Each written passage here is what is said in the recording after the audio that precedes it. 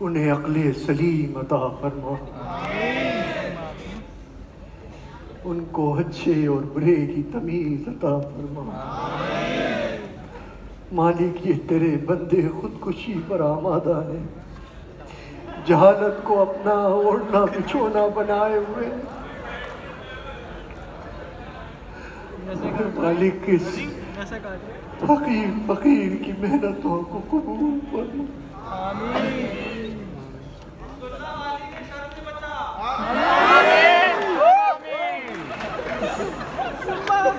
سید بھائی، کبھی کبھی جی چاہتا ہے کہ آپ کے مخالفین کو اس رات کے آدھے پہر میں لا کر دکھاؤں کہ دیکھو جس شخص کے خلاف وہ کفر کا فتویٰ لگا رہے ہیں وہ کیسے راتوں کو جاگ جاگ کر تہجد کی نمازوں میں قوم کے درد کے لیے روتا ہے،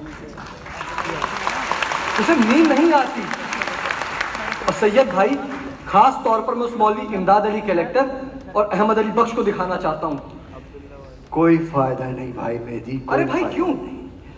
کیونکہ مولوی امداد علی کمشنر ہیں اور مولوی علی بخش جج کے عہدے پر فائز ہیں۔ اگر مولوی ہوتے تو کبھی یہ فتویٰ نہیں دیتے، مگر انہیں تو اپنے آقاؤں کو، اپنے انگریز دوستوں کو خوش کرنا ہے جو مسلمانوں کی تعلیم کے خلاف ہے۔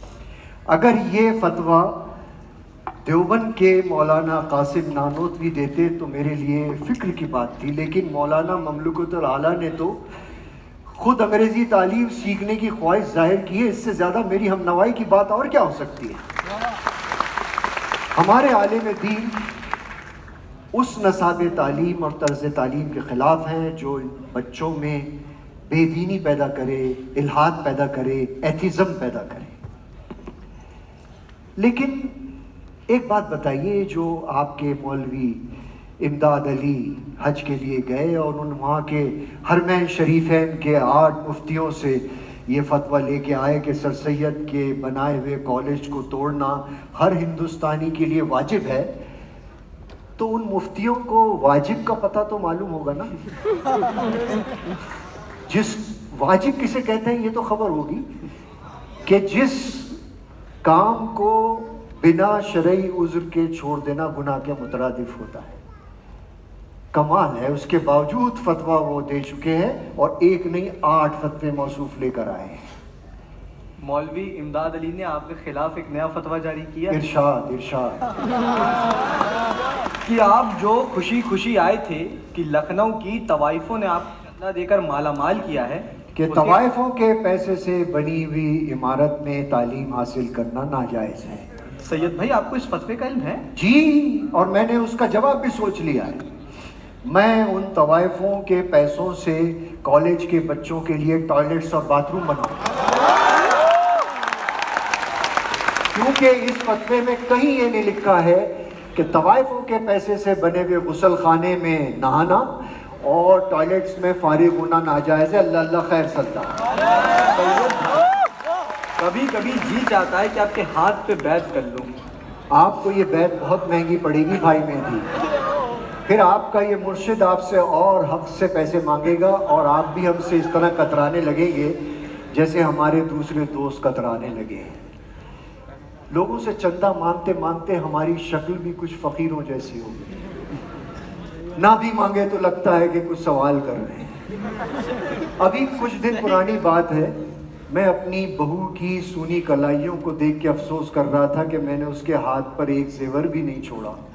وہ مجھے اپنی طرف اس طرح دیکھ رہی تھی اور دیکھتے ہوئے کہنے لگی، مجھے یوں مت دیکھیے بابا جان، اب آپ کو دینے کے لیے میرے پاس کچھ نہیں بچا ہے۔ ہائے، میں اپنی قوم میں ہزاروں نیکیاں پاتا ہوں لیکن ناشائستہ۔ ان کے اندر دلیری، جوش، قوت بھی ہے لیکن خوفناک۔ ان کے اندر عقل سلیم بھی ہے لیکن وہ دوسروں کو نقصان پہنچانے اور مینپولیشن کے لیے استعمال ہو رہی ہے۔ ان کے اندر صبر و قناعت بھی ہے لیکن بے موقع اور بے ضرورت۔ اگر یہ سارے زیور تعلیم کی خوبصورتی سے سج جائیں تو ہماری قوم کی دلہن کیا خوبصورت ہے۔ بے شک، مزہ فرمایا آپ نے۔ اچھا سید بھائی، آپ گورنر کی اس پہ دعوت پہ تشریف لے گئے لیکن دعوت میں شریک نہیں ہوئے، کیوں؟ भाई मेहदी, वो आगरा के कलेक्टर ने हिंदुस्तानियों और अंग्रेजों के लिए अलग अलग इंतजाम कर रखा था। जब मैंने ये तफरीर देखी तो मैं दावत का बायकॉट करके उठ गया। हम अंग्रेजों की हर बात को सही समझे और अपनी गैरत को ताक पे रख के, ये नहीं हो सकता हमसे। सही बात। अच्छा, एक चीज आपको और बताऊं, कलकत्ता से सुरेंद्र नाथ बनर्जी साहब ने चिट्ठी लिखी है। वो चाहते हैं कि उन्होंने जो पार्टी बनाई है इंडियन नेशनल कांग्रेस पार्टी, उसमें हम लोग शामिल हो जाएं। मेरा ख्याल है कि कलकत्ता वाले हमसे 70 साल आगे हैं। 70 साल से उनके पास तालीम है, सरबराह है, रहनुमा हैं। वो दुनिया भर से हिमायत हासिल कर सकते हैं। हमारे पास क्या है? अगर हमने इस वक्त हुकूमत से टकराव की नौबत ला के खड़ी की तो हमारा वही हशर होगा जो 1857 में हुआ। सच बात। इसलिए मैं उनसे कह देता हूं कि आप अपना जो ये स्ट्रगल है, जद्दोजहद है, जारी रखिए। जब मुसलमान इस काबिल हो जाएंगे कि वो अपना दिफा कर सकें तो फिर वो कांग्रेस पार्टी में आपके शामिल भी हो सकते हैं और नई पार्टी भी बना सकते हैं। अच्छा, बहुत वक्त हो गया, अभी 3:30 ही बजे हैं, आप सो जाइए, अभी सुबह होने में बहुत वक्त बाकी है। खुदा। अच्छा सैयद भाई, परसों मैंने हैदराबाद के कुछ रईसों को अपने यहाँ दावत पे बुलाया है। आप दावत के बाद कॉलेज के क़याम के सिलसिले में अपनी बात, अपना मौक़िफ़ रख दीजिएगा, इंशाल्लाह कामयाबी मिलेगी। भाई मेहदी, अल्लाह आपको जज़ाए खैर दे, लेकिन मैं इन दावतों को फजूल खर्ची समझता हूँ। आपकी बात सराखों पर, लेकिन मैं लिख कर दे सकता हूँ कि बिना दावत के कोई नहीं आएगा।